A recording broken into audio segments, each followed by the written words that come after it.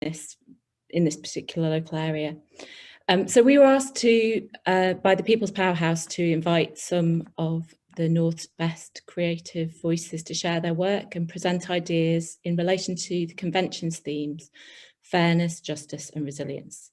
So it's my huge pleasure to introduce the session today with two theatre companies I've long admired for their art and for their politics and for their way of working. Commonwealth is a female-led political theatre collective that aims to wrest the art form away from the elite. They make site-specific theatre events that are political, relevant and contemporary, two ideas that address the concerns of our times. They stage their work in places right in the centre of a community: a residential house, a boxing gym, a car park, places where people who might not usually think theatre is for them might come to instead. They believe that the art should belong to everyone as an audience, participants and protagonists. Slung Low specialise in making epic productions in non-theatre spaces, often with large community performance at their heart. The company recently relocated to the Holbeck in Leeds, which is the oldest working men's club in Britain. They run the bar as a traditional members bar and use the rest of the space to offer a cultural community college for informal cultural learning. And they offer an open development space for artists and other companies to make and present their work. It's a useful place that shares resources with the communities and artists who need them. So the way the session is going to run is that we're going to hear first from Alan Lane from Slung Low and then from Evie Manning from Commonwealth. And I think they're both going to attempt to show some video as well, fingers crossed. And then we're going to invite Alan and Evie to talk together about their work and how theatre must respond to the new challenges of our times. And we'll make sure at the end that there's sufficient time for questions. So with that, Alan, I'll hang it over to you. Hello, good afternoon. Thanks for having me. I'm going to quickly describe who we are, and then we're going to watch a video made by a brilliant Sheffield documentary maker called Brett Chapman, where, like we said, we make big outdoor theatre. That's how we make a living. It's why we're funded traditionally, and we are comparatively well funded. We're part of the Arts Council national portfolio of organisations and all that good stuff. And we did that. We moved into this club. We ran it as a community space on a pay what you decide basis, and as a community college. And it was all going very well. And then COVID happened, and we had to make a decision about what we were going to do. We are a members club where our members are mostly people in their late 70s. They all have preconditions. And so we shut early. We shut before the lockdown. And we wrote a letter to the 200 of our neighbours who can see our car park and said, we're here. We're young enough not to be terrified. We've got some money. We don't intend to hand it back. And we've got a van. And if you need us, give us a call. And I put my own mobile number on that letter. And that was my first mistake. And then that was fine. So for a little while, we did that. We walked dogs. We made calls. We told stories on the phone. We fetched food, and then people would ring and say, I ain't got any money, I can't get to the post office, can you go and get me some food? So we started slowly to make what we now understand to be a food bank. And then the council got in touch and said, hey, we heard about your letter to your 200 neighbours, that's lovely. How would you like to be the ward lead for Tier 2 social care referrals? And I don't know what any of those words meant. And I went, yeah, that sounds really important. I mean, it probably comes with a sash. And so we said yes. And what that really means is there are 7,500 houses that if you originally rang the City Council coronavirus helpline and asked for help, that came to us, and we would do whatever's necessary. We did a lot of shopping. We did a lot of lonely calls. I made a lot of beds. I did a lot of laundry. We had a cat spade. I mean, that was a whole other thing we don't have time to get into, but we just said yes to everything. After a little while, we told people to stop ringing the City Council helpline. The City Council are lovely. I'm not one of those people who help them, but their helpline is horrible. And it's run by people who want people to demonstrate their poverty. And I just said, here's my number, ring me direct. It'll be okay. So now we don't, I mean, if anyone does ring the helpline, it comes through to us, but no one bothers anymore. They just ring us directly. We've bought another phone, it's all okay. We have done 7,500 social care referrals. That means we have delivered a week's shopping for free to 7,500 families, or the same families on repeat, as you can imagine. That's what we're about. We've still stayed open as a theatre. I think we're into show 19 now. We're just got the script for our big Christmas show. We haven't stopped the college classes. We've obviously had to adapt because of COVID, but we've tried to maintain as much contact with our community as possible and to keep being the artists. We're unbelievably, I can't tell you how brilliant our funders have been. Like when you turn around and say, I'm a theatre, but I'm also a food bank, and none of them blinked. They all went, yeah, cool, you crack on, son. So if we have a look at the video, Debbie, is it cool? Great. All right, we'll have a look at this video and then we'll come back, and I think I'll hopefully have a couple more minutes to wrap up, and then I'll hand over to Evie. Okay, I'm going to share my screen now with everybody. Okay.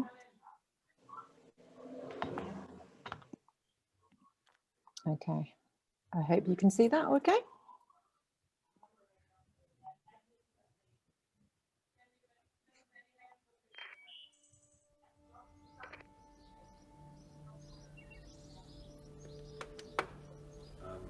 They're both in bits, but...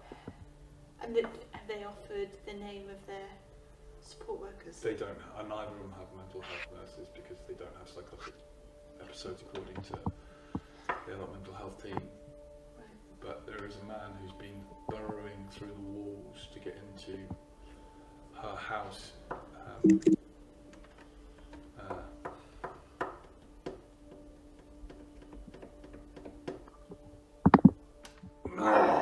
Right, okay. So we shut a little bit earlier than the government advice because the vast majority of our members are elderly and have pre-existing health conditions. So we shut quite early, and that left us with quite a bit of capacity. So we started driving for the local food bank and Meals on Wheels. And then after about a week of lockdown, the council got in touch and said, would we be the ward lead for social care referrals? So that means... Sorry, I've already told you all this, but it'll be quick. If you live in Holbeck and Beeston and you need help in this time, it's our job to make sure we do that before the end of each day. So we're in the upstairs concert room of the Holbeck. We moved up here quite early on because it's the largest space in our building, so the easiest place that we could set out all of the desks, which we'll see, in a socially distant manner. There's a number of volunteers who work from home, so although their volunteer badges arrived, they've not come into the building because they're doing befriending calls or other sort of assistance from home. I think we've got about 80, a bit more than 80 volunteers from all across Holbeck and Beeston who volunteered through the council's coronavirus action call out. So I've not been furloughed, so I work full time somewhere else, and then they've sort of said that I can do a day a week volunteering. So every Friday I come down here and do delivery, make up parcels, make up boxes today, just whatever kind of needs doing. Downstairs is our warehouse, we call it. So it's a big food store. We're kind of maximising all of the fridges that we've got with sort of cold supplies. Whenever we get deliveries in from certain suppliers, so people like Real Junk Food Project, Costco, St Vincent's, Food Fair, it comes in here, it gets sorted out, pre-bagged into veg packs, fruit packs, and then when the team members and volunteers go upstairs, they get given a card with details of what's needed for that particular case, and they come down here. If they need food, they tell us what it is. But at lunchtime, the volunteers then take hot food out to families, which is made by Mecca Bingo, and then by the time they come back, any more referrals that have come through from the council are then here, and then we process those as well. So it kind of runs for around 6-7 hours a day. Address there is at the pharmacy. Any problems at all, give me a call. Yeah. That badge should be enough to sort you out at the pharmacy. Yeah, thank you. All right, thank you, pal. So the first couple of weeks I was helping distribute flyers about the scheme because not a lot of people knew about it, and distributing some flyers about the artwork that Slung Low are doing. So they're getting people to draw artwork, and then they're going to display it on the lampposts around Beeston and Holbeck for people to go and look at. One of the things that we talk a lot with our funders and with the government is that we haven't at any point stopped being a theatre company. We can't put plays on here; it would be irresponsible. But we released a film we made, and that went incredibly well. People were able to watch that at home. We have a very silly game show every other Sunday that's live broadcast that has more people watching that than we can physically fit in this building. And we also have the LS11 Art Gallery. So we put a flyer through every door saying, we know you're locked down, but you're still creative, you're still brilliant. Make a piece of art, get in touch with us, and we'll come and take a picture of that piece of art, and then we'll print it on A3 large waterproof boards. So all over the area, we've got nearly 100 paintings up now, and it's growing every day. The art of the people who are locked in these houses are presented on the lamppost, so that when you go in for your exercise, you get to see how brilliant your neighbours are.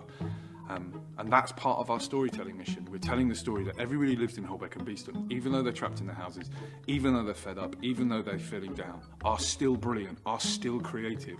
And if we can help a little bit to unleash that creativity so everybody gets to see it, then that's still Slung Low, keeping to its original mission. Hello, it's Alan Lane from the Holbeck Club. How are you? Yeah, tough times, isn't it?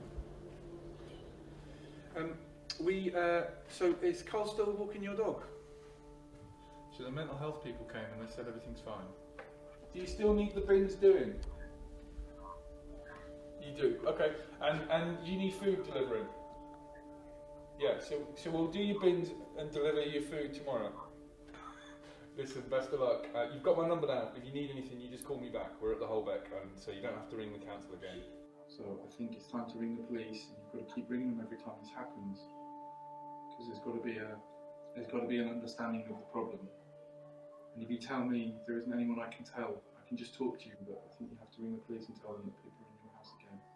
When we closed, the very first thing we did was write a letter to the nearest 250 of our neighbours saying that we were closed, but we weren't going anywhere. One of the team moved in and lived in the flat upstairs, and the rest of us still came into work each and every day, even though we were closed. And that letter said, whatever it is you need, just give us a shout. We've got energy, we've got people, we've got a bit of cash. All that really happened was the council, and I don't know why we wouldn't do that. Like, these are our neighbours, this is our community, these are the people that we try and entertain and hold a nice space for. When the council came to us, all they asked us to do was what we'd already been doing for 250 people, but for 7,500 households. That's our job. Until this is over, whatever those 7,500 homes need, it's our job to provide it. And then when this is over, we'll go back to doing what we're doing before, which is creating a space for them to come and have fun and be with their friends and be educated and be entertained. But we can't do that at the minute. But what we can do is that basic level of support and help to everyone in our community.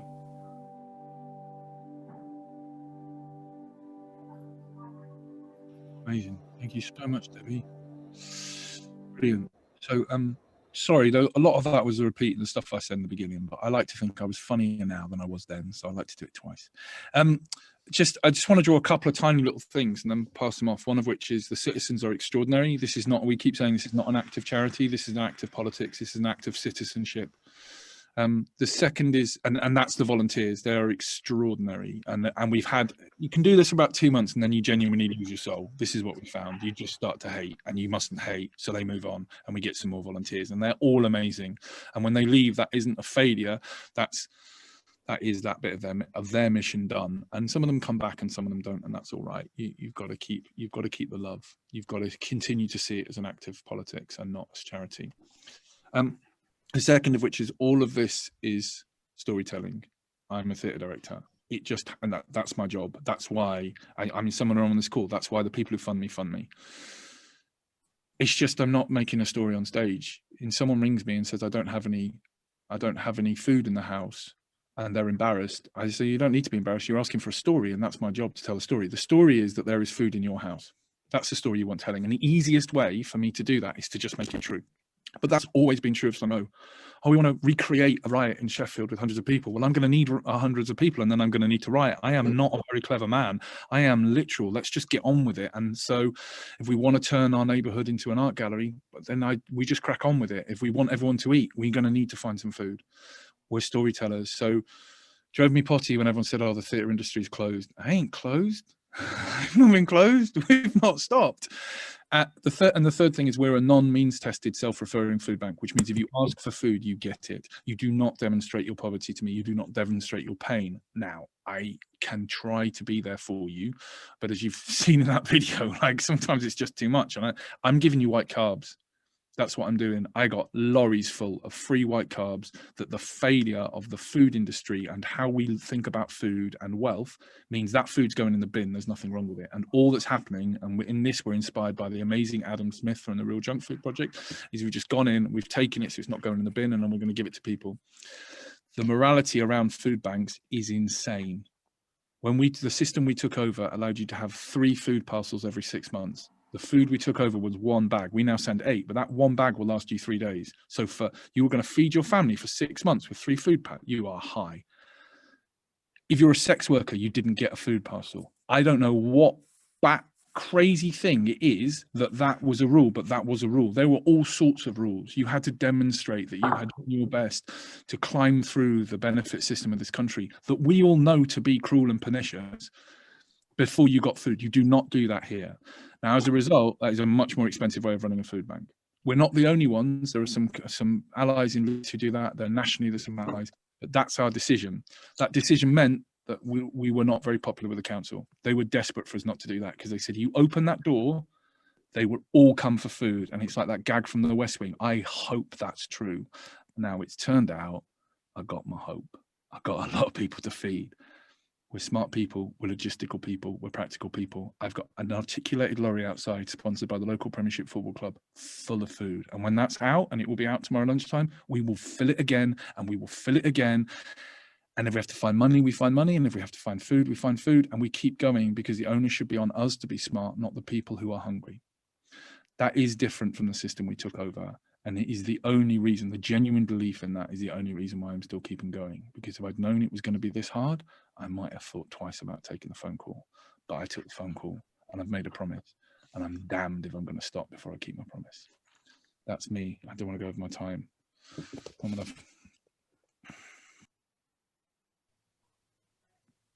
Wow, that's amazing. Sorry, Evie, you need to follow that. That is absolutely extraordinary. And just, I mean, the thing that immediately strikes me is that you've used all of the skills required in theatre making to deliver this response, from the storytelling through the logistics and this choreography and the stage management. Absolutely extraordinary. Equally delighted to hear from Evie now, who I will hand over to straight away. Hi. Yeah, no, it's quite hard to follow that, and I've been a bit nervous about this because I suppose Commonwealth weren't in, you know, everyone was in different places at the pandemic, and you know, we were like, I don't even want to get into all that, but you know, that wasn't our response because we didn't have those resources, I suppose. And so the things that we did have and the things that we did kind of build throughout that time were like relationships. So we've ran a space called Speakers Corner for 4 years, and there was all the Speakers Corner young women, and then we've also just started to play like the weekend before lockdown with the Bradford Modified Car Club called Peaceophobia, which is about racism and car culture.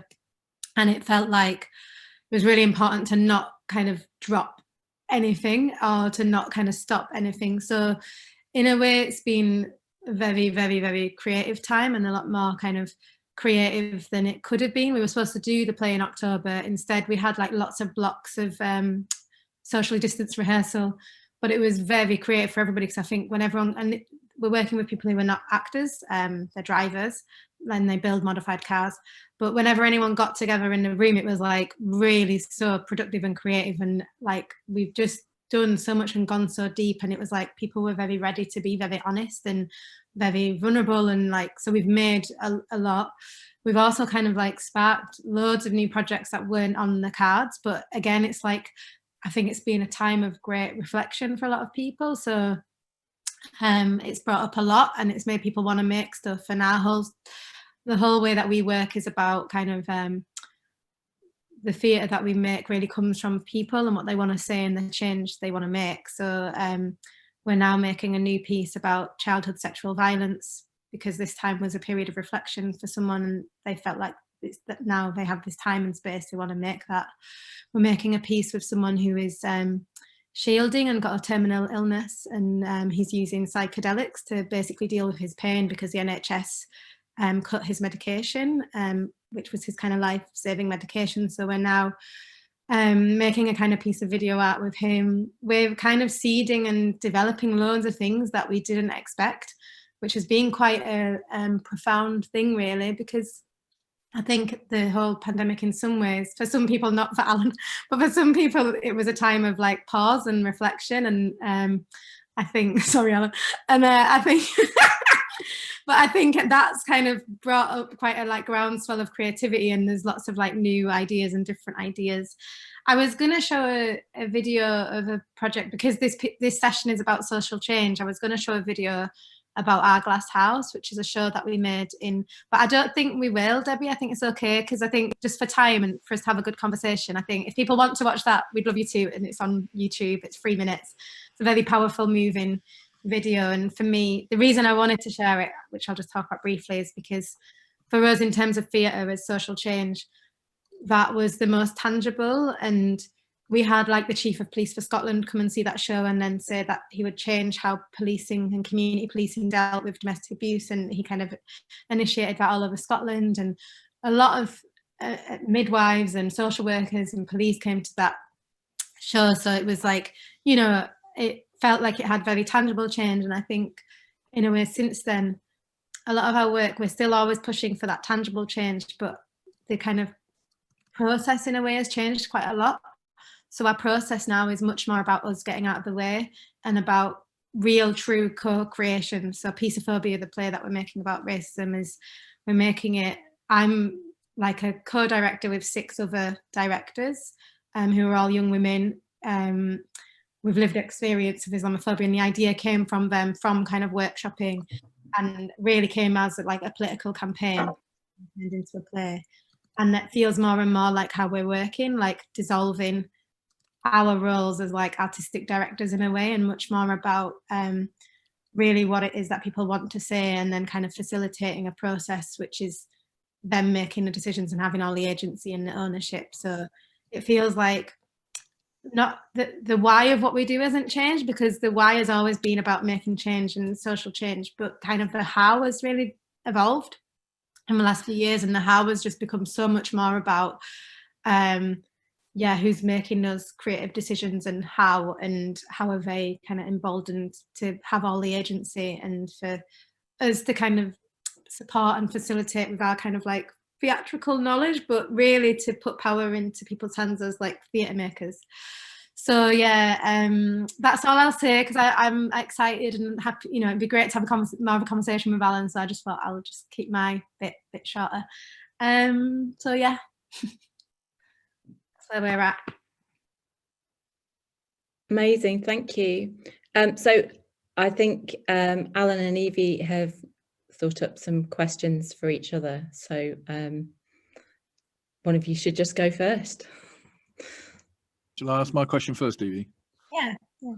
My question was around whether this moment of national crisis made it easier or more difficult to think about actioning radical change. Yeah, I think everyone will know this. I'm pretty sure most people on this group, the reason they're here is because they'll know what's going on in the world. But I feel like the pandemic has really brought into kind of very stark contrast and visibility all of the social inequality, and it feels like it's going to be, in terms of that, like, is it harder or easier to make social change? I think like it's more clearer and more visible than ever. So I think that feels really hopeful, that it's so clear, and all of the people whose lives have been affected by inequality, it's now very acknowledged on all levels in a way that it can't just be pushed aside. So I think there's something that's hopeful about that. I think like there's also something about right now, I think there's like a real massive, like, everyone will know this too, there's like no trust in the media, there's no trust in politics, there's no trust in politicians. And so I think in terms of the role of theatre and art, for me, has always been about like a kind of alternative media of how to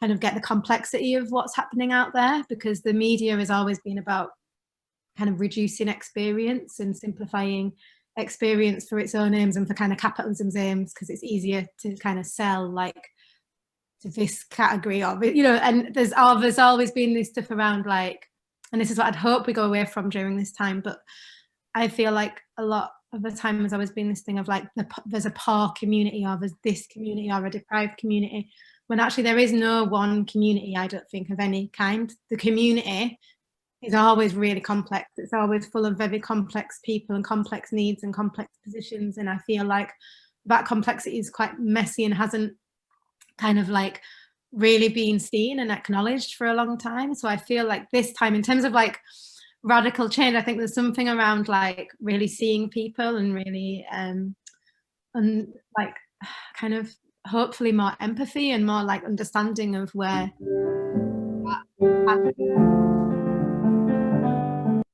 our communities.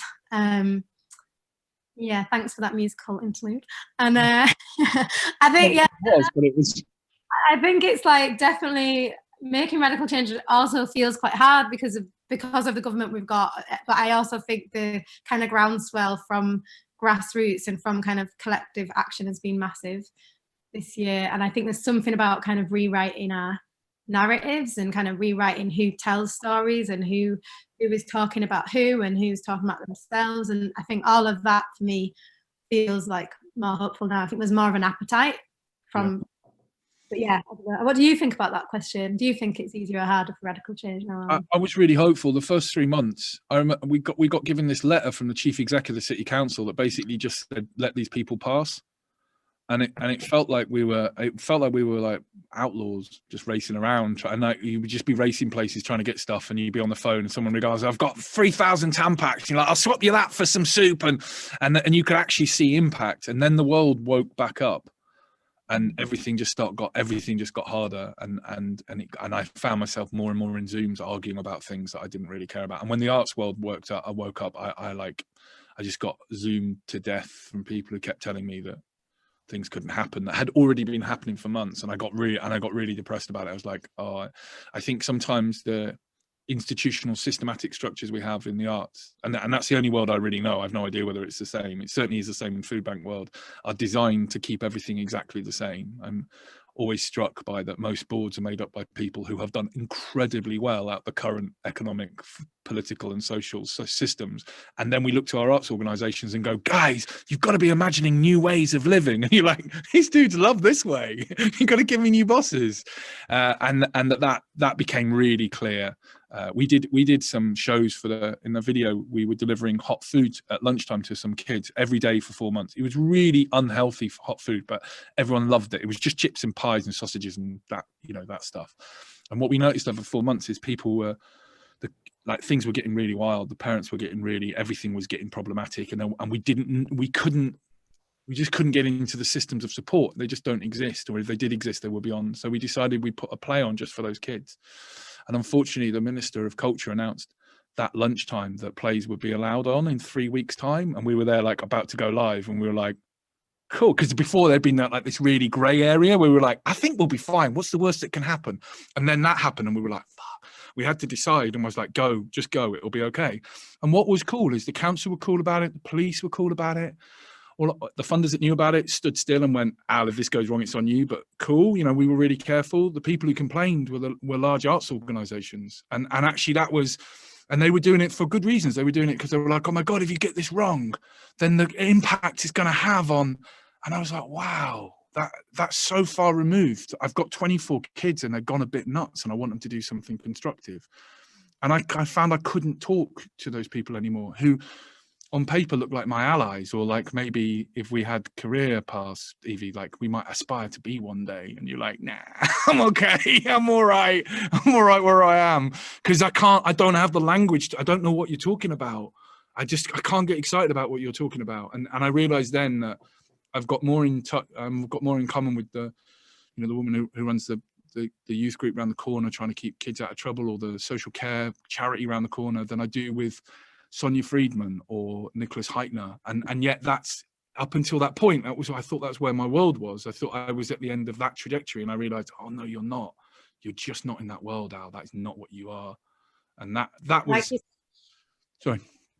No, like you said, I think they're just protecting their own kind of the fear, operating from fear, and kind of protecting what they've got and not wanting to upset things. And I think it is really funny because it's something about, like, basically it's like what you're describing is also that kind of like countercultural moment of like, fuck it, we're going to do it anyway, and like stay in rehearsals, because we had similar things like, should we be rehearsing, should we be doing this? And actually when we're there, we're in a car park, it's kind of safe enough, there's air. And it's really interesting because it's mad how every day of rehearsals we had somebody come and accuse us for something, a white police officer or a white parking inspector, and the whole show is about racial profiling, being Muslim. And it was really interesting because it all kind of has gone a bit like just so clear. So the guys who we're working with, because we're talking about racism every day, in a normal situation, they might be kind of maybe more polite or more like, oh, sorry, yeah, okay. But because everyone's feeling quite emboldened, that's how I felt. So like everyone was basically just like, you can't talk to me like that. This is racist. Like very clear, like this is not happening. I'm not being talked to like this. And it was like everything was coming to a head, and it felt there being like, I don't know, there's like a certain energy going on where everyone's just like, you know what, fuck this. I'm not, life's too short. I'm not getting spoke to like this. I'm going to keep doing what I'm doing. And I think there's that kind of energy that is coming up from people as well. So I think it's a very hard time because also, you know, obviously the government are kind of trying to control people, but people are also just making up their own rules all the time because you just, there's only so much you can control people for. So I don't know if there's something about like, pushback. I think that energy is empowering. I mean, I say that knowing that. I mean, one of the things we talk about a lot here is at what point have we just become completely mad and we think we're actual sheriffs and we just need to calm down? And at the same time, at what point do we need to get on and do that thing because it is urgent, it is necessary, it is not driven by our ego? And you don't know which one of those it is, and you have to look deep in your soul and go, I think this is right. But that energy of, I have absolutely no trust in so much of the nonsense that we've been told. We've been told, I mean, at points we've obviously run a pub and we're like, yep, safe to open the pub. I'm a landlord and I'm like, it is not safe to open the pub. You're crazy. I'm going to kill a load of old people. But it's not safe to do that. Well, that's nuts now. And actually nobody is there to give you permission to do the thing that is necessary. And whilst I accept that there is a danger that I just become Don Quixote, that's actually really powered us to do I think all radical change is local and personal and the kind of, you know, and not V for Vendetta, but just actually in Holbeck things are done slightly differently for a bit until we run out of energy to keep doing that, or until we're defeated, or until the norms come back. But that's okay. That's still a win. We've held this space for 8 months and we've promised to do it for another 9. And that's all we can do, I think. And the same with, you're rehearsing when apparently I'm hearing on the radio theatre's closed, and then I'm looking on Twitter and I'm like, well, Commonwealth is still making a show that looks pretty cool. And that is the change, or that is a change anyway, I think. Alan, can I ask you a question? It's Pete here. In your story, you talked about at some point we'll go back. Do you think the experience you've had over the last 6-9 months changes what that back is? Yeah. How much of what you're doing now, and how's it changed you? And the same for Evie. You know, what does back mean, and how will that creative process carry on blending everything together? So that video is quite old, and I don't think I'd quite use that language now, because I think at the time we were like, we are going to go back, and now to what we were doing, and I think now we know we can't change. I'm not as brave as Evie. I don't live in that co-creating cultural democracy world as much. Like that's still something I'm holding on to. I still am a director in there, and so, but definitely this has changed that. So the way, and so I've moved slightly more towards Evie's world, and so it changes what we put on. It changes who decides what we put on. It changes the nature of the show. It doesn't necessarily mean that with the people, sometimes it means the community are coming in and actually saying, I want that on, but sometimes it's me talking to them going, look, you didn't quite like that. And so it's made us more porous. The other thing is we're really aware that the food bank is us with our finger in a dam. That's it. This is not strategic. It's not clever. We are just raising money from different places and leveraging all sorts of things to take money, turn it into white carbs and get it out the door as quickly as possible. And so that's tactical. That's not smart. As theatre people, we were just hoping that someone was upstream doing the clever thinking around the right to food, poverty, our community. And actually, after a little while, we're like, well, there are a few, but they're not many of them, and they're pretty outgunned. And therefore, what we've got to do is keep our finger in the dam, because someone's got to keep sending out, what is it now, 375 loaves of bread a week. And we're the only people around here with any money to do that, so it's our job.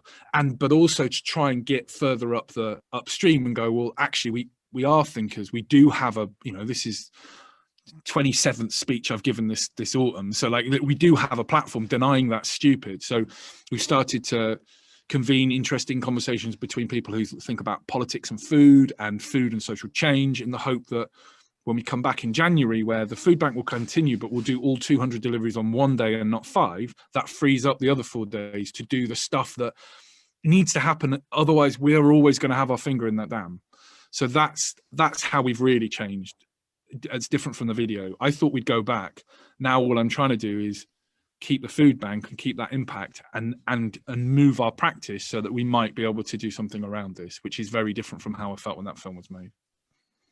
And how's it changed you? Me? Oh, I'm fucked, Pete. I'm absolutely exhausted. This is the hardest thing I've ever done. And I've done some stuff like, you know, I'm used to my shows taking skin off me, but this is really I was just saying to the guys beforehand, I made a promise to myself that I wouldn't bar anyone before Christmas. And I made a promise that I wouldn't bar anyone. And I now say to myself every like little affirmation, I'm not barring anyone before Christmas. I'm not barring.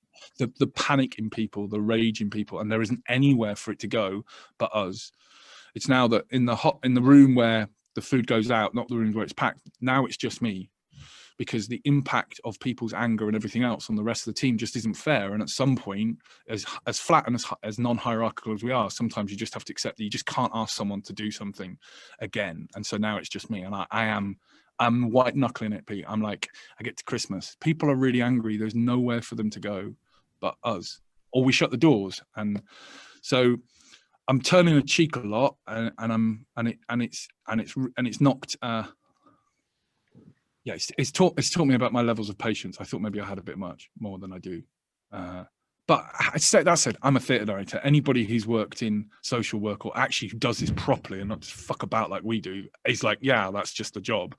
But I'm a theatre director who went on a crash course of how to deal with mental health issues in a world that doesn't. I mean, literally, the council response to mental health is ring the police. And after 4 days, I swore I'd never ring the police again because it didn't help.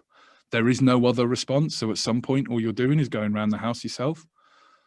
And there's no one in the attic, Pete. When you go there's no one in the attic. There isn't anyone there. And so you're just left like an idiot stood in the kitchen going, there's no one in the attic, mate. I don't know what to tell you. But the only tool I've got is to ring the police, and I won't do that again. So yeah, I'm white knuckling to Christmas. But I'm going to make it. So I'm feeling pretty good about that. How's it changed you, Evie? You know, you've taken more of a reflective mode than Alan that got, you know, the finger in the dam. What's your sort of change that you'll go back to post this? Well, to be honest, it's kind of started now. So like my big thing was because we basically went on furlough in the first couple of months, and then it made me think, and this is just like I don't know if this is helpful for anyone, but I was feeling so businessy, and like all of the kind of NPO stuff and all of that was taking over so much, and it was kind of inhibiting what we really wanted to do. And so what we've done since coming back to work, and this is across the whole company, and this is why we're doing so much creative work actually, this is why we've now got 5 projects instead of 1, is we're basically having a creative week and then a company week, a creative week, a company week. Whereas before we only really had like blocks of rehearsal periods. So we'd have like, you know, a 4-week rehearsal period and then maybe an R&D, and that'd be it the whole year. And I was just like, what am I doing? I'm running a theatre company and I'm doing 5 weeks of creative a year. You know what I mean? It just wasn't right. And so, and obviously we do a lot of workshops and everything in between, but now it's very much like the whole company, including our company manager, the apprentices, everybody is like on a creative week to develop whatever it is we're developing. So it's just making sure that the work is much more developed and much more like stronger, and it's giving it more time. The thing with Peaceophobia, because Peaceophobia was going to be up in September, October, and actually we've had all these staggered rehearsal periods, so we felt kind of like German, you know how they have like a stretched out time. So we've kind of felt like, oh, and that's been absolutely amazing, because it's rather than doing like a 4-week block, do a week block, do what you can, do a 2-week block, do what you can, do a week block. So we've kind of splitting it all out has been really absolutely like revelationary, to be honest. And it's for people's lives as well, because obviously the actors aren't trained actors, so they've got jobs. But yeah, no, I think for us it's been about time and about creativity really, and having more protection and more time around the creative. So yeah, I think that's what's changed. So that's all like nice for me. But yeah, no, it's been, I mean, and we're kind of probably taken on way more than we can chew, and when everything opens back up again in that way, we'll probably be like, oh crap, what have we done? Because we've taken on loads. And we're opening a building actually. We've got a we're taking on an old employment centre, an old youth employment centre in the city centre, which we're kind of basically making into like a young people's creative space. So there's going to be like music studios, digital studios, a little performance area. And again, kind of thinking, actually, we don't need to open it up. Like, you know, we don't want a venue to open it up. Like Alan, you know, we're a site-specific company. We don't need a venue to do shows in, but we're thinking of it more as like a playground, like where kids, young people, because in Bradford, there's really not much provision or infrastructure at all. And we've got the youngest population in Europe. So 45% of the population in Bradford is under 19, but there's just nothing to do. And it's been like that since I was a teenager. So for us, kind of making this like youth learning play space, that feels really important. And yeah, like not being like, oh, we need to bring people in, but more like we just need the right young people to have the right good time, basically. So that's like a new thing that we've took on as well. So that's exciting. But yeah, see how that goes. We've had a comment from Vic Gordon. If Vic Gordon is here. Viv Gordon has left a comment. Yeah, hello. Oh, I wasn't meaning to do a sales pitch or anything. I was just saying that I do lots of training and consultancy with organisations, and there's several people who do that. So someone else I'd recommend is Lou Platt, around mental health access and inclusion, to sort of help organisations manage the kind of work that you're doing in ways where you're not pathologising participants and audiences, and also in ways where you can sort of think about your own self-care and team, how you support yourself as a team. So it's tough times, huh? It's amazing what you're doing. That's what you. That is brilliant, and I love Lou as well. So I know she's always there.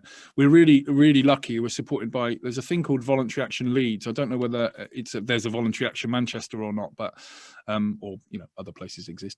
Voluntary Action Leeds are brilliant. They're the ones that wrangle the volunteers that aren't us, obviously. And there's a package of self-care. So the volunteers are really. It's one of the reasons why we dip them out after 2 months. Is we just can't dip ourselves out after 2 months, and next year we're looking at doing it in a way that doesn't cost quite as much, quite frankly. I don't mean financially, because that you know, that's the least of our worries. So it is something we think about, but that wasn't quite Pete's question, so I wanted to be honest with him, because I think we got caught in the beginning bit of the bit of storytelling that wasn't that useful, was how we were telling the story about ourselves. That actually so any change comes at a cost, and actually you've got to be really honest about that cost, otherwise it's we thought we were being a bit dishonest in the beginning. I was like, yeah and actually honesty is the way forward, I think. It doesn't mean we're not looking after ourselves, but some stuff just hurts, you know. It just does. Some stuff is just, we all know this, like Christ, making a play in a car park, you know, like I used to make plays on water, and I thought, like, you know, some stuff just requires a bit of oomph and pain, and this is definitely We've got Evie, you had an amazing question. Do you recall it? Do you want me to read it? Can you read it, Maria? Because I can't. It was really great. Do you think this time of practical empathy that Slung Low's practiced through the pandemic could translate into a local people's movement? Yes, and with a kind of honest caveat. So yes, absolutely. I think we've been here for 10 years. We've been in the club for 2, and then volunteers have come almost entirely unknown to us. So there was a community out there. They're amazing. They're motivated. They are in the main diverse. They're engaged. They're political. Not always necessarily exactly like I'm political, but that's good. So that's amazing. This active citizenship. There's a kind of, in the spirit of honesty, because I think we're all basically fellow travellers here, and we're all looking to see, we have to move the food bank out of the club. So this is the oldest working men's club in Britain. It's got 487 members. There is maybe 75 members who come in here and regularly drink on a Sunday, and of those there are maybe 8 men who have a very specific idea of what a working men club should be and who it should be for. They were so offended by the food bank being here, and so worried that it would bring dishonour upon the Working Men's Club name, and actually contractually we could have just ignored them, but it would have been a real failure. I was saying before about how we're not as brave, and we're not as far down the cultural democracy road as Evie is. We still try and hold a sense that everybody gets what they want. that we had to move the food bank out because they were.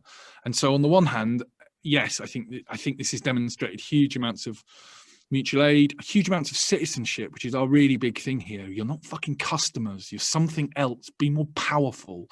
You are powerful. People tell the people they're small, they're not. But that's, and I think it drives to Evie's original point that she made about communities are complicated.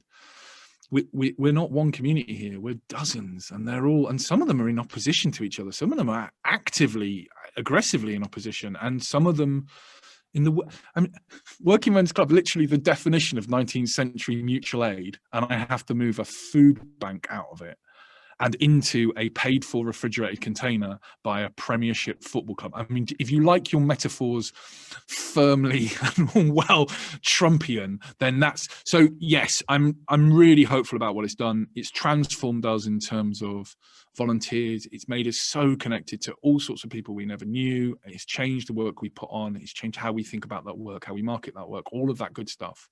But that doesn't mean that I'm living in a sort of mutual aid, cultural democracy world of happiness. I got some old racists who come and tell me they don't want the food bank in the club, and that's a meeting I now have to have. And I'm like, when did that happen? So there is some, yes, I'm excited. Yeah, I am enthusiastic in response to Evie's question, but also our lives are complicated and our communities are complicated. Does that answer the question? I got excited and I got giddy and then I started talking. Yeah, I suppose I was kind of thinking about, like, it totally does, but I was kind of thinking, like, obviously it must be so hard now to see, like, in a year's time, but I think it's just so interesting thinking there is all these people that you've kind of galvanized, and then what they all go on to do, their journey with you, I suppose, and, you know, like because obviously they've all got this energy and this, like, love for each other, you know, the people who are volunteers, but also people using the food bank, like, basically, like, where it's just so interesting, and I suppose we just don't know, but in like 5 years, like, are they putting on a show? Are they, you know what I mean? Like, how are they using the building? How are they, like, working with you? And yeah, I mean, that's always been something that, and I think it will be more useful. It's anyone's allowed to use the building for whatever. So in terms of programming, if you come and say, I want to do a band night, we just say, yeah, we say yes to every single thing.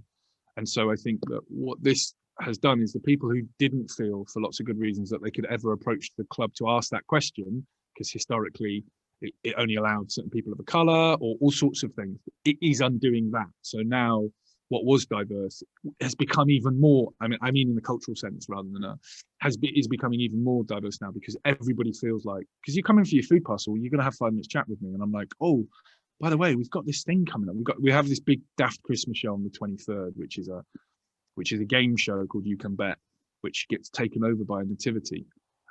By someone arriving and being pregnant and needing someone to sleep. It's very silly. There's an angel in it. I'm looking forward to it no end. But the people in that and the people around that and the people singing in the choir of that are all now profoundly different than they would have been a year ago. And although it's by no means our aim to turn everybody into a performer, which isn't something we're particularly interested in, it is now changing the makeup of every single thing we do, which I think has been the key to keeping doing all the different bits. So the college taught how to make a hologram the other day, and the people in that for the first time ever were people who didn't know us at all until they got a food parcel. So it is having that, and then hopefully they will start to demand classes of their own, which is something you can do. So then the program will change, and then slowly over time we are all transformed. But at the minute we're very much in tunnel. But yeah, Evie, that's absolutely my hope. And there will still be people who campaign against us. I still get handwritten notes in the letterbox every day saying shut, and then various things that can't be said in decent company. But people are just furious. Oh, these people with this, they're all scumbags. They don't need the food. You're like, well, you've taken time to write this to me every day for 3 months. Those people are my community too. I don't know what to do with them, but they are my community too. The puddings. That was just extraordinary again. We've got 5 minutes left, so and there's 40 people in the room. So rapid fire questions. Does anybody want to stick their hand up and wade in with some questions or comments? Sharon? Oh, hi. Thanks, guys. It's just like really inspiring hearing about what you've been doing. I guess my question, or what I've been pondering, is how you reach people who are sort of the more comfortable, apathetic members of a community, and how you encourage interaction. And I think empathy, because I feel like right now empathy is going to be the biggest lever for social change. And yeah, just what your thoughts on that are. That's a good question. I mean, it's really interesting actually, because to be honest, so much of our work has been about, like, in some ways, like targeting people who are kind of like angry. Like our kind of call outs will be like, do you want to change the world? Are you angry? Are you frustrated? So the kind of comfortable people are not going to respond to that. But then in some ways they come through in lots of different ways, like someone's auntie or some, you know, it's usually like family and friends where they end up coming to this stuff which they would never normally kind of engage with, and be like, oh yeah, I didn't realize that I'm quite frustrated about this, or I want to change this or that. Or, do you know what I mean? So it's kind of interesting that it's sometimes the networks around things and then people knowing there's a space to do that. Because sometimes I think that apathy isn't from necessarily being comfortable, it's from feeling like, well, there's no point and I can't change anything and there is no space to do that. So sometimes it's like you see it and you're like, oh yeah, wait, that change can happen, or there is this space to express it. And I don't know, I mean, that's like quite idealistic, but I've seen that happen, you know, like just people who come to things by chance and then they're like, oh wait, I didn't know this was going on. Or because I think that apathy can be very consuming, but it's usually just from like not knowing there's kind of possibility, if that makes sense. Yeah, I feel where you're coming from on that. Yeah, and I think it's not necessarily people's like fault, or it's just that they're doing their own thing and it's maybe too much to like dip into other thinking. I don't know. What you'd say, Alan? We've been thinking a lot about, we don't really have a middle class in our ward, not by a traditional definition of middle class, but we do have a group of people who are very clearly identifiable, who fulfill the role of a group of people who would like change not to happen. And I'm really intrigued by that. And we've been very good at engaging with lots of different people, with a few notable exceptions with groups, but that group we've spectacularly failed. And where we have been able to succeed is through quality. And I think it's one of the things that Commonwealth has done amazingly well, and Slung Low aspires to do as well, which is, it might be different, it might be political, it might be all those things that it is, but it's really fucking good. It's just really good. It's a really good thing. Like you see all the stuff that comes after the in parentheses is important, because that's Evie's worldview, her team's worldview, that's mine. But actually, it's just a really good. It has no apology, and I think, and here we put cabarets on, and those cabarets are full of political, queer, dangerous, angry artists playing to, in this instance, a sort of traditional Brexit Church of England, often openly homophobic, problematically racial, like audience. And they're like, it's amazing. Oh, I hate so much that it's good. And you're like, you haven't fucking lived until you've seen Davina De Campo do Whitney Houston, baby. How do you like it now? And that's the win. And that's really hard. That's really hard at the minute, because the stuff we're doing is quite fast. And I'll be honest, the work we're making at the minute is full of heart, but is not necessarily of the scale and the standard that we might have aspired to in the past. But people are receiving it in the manner it's meant. So that's my only approach. But it is a thing we're thinking about and developing, and I'm kind of aware of a failure in that, Sharon. Yeah. Thanks. Would anybody else like to ask a question? We've got a comment from Jamie in the chat. I don't know, Jamie, if you want to say that, or if there's anyone else who'd like to throw in some ideas.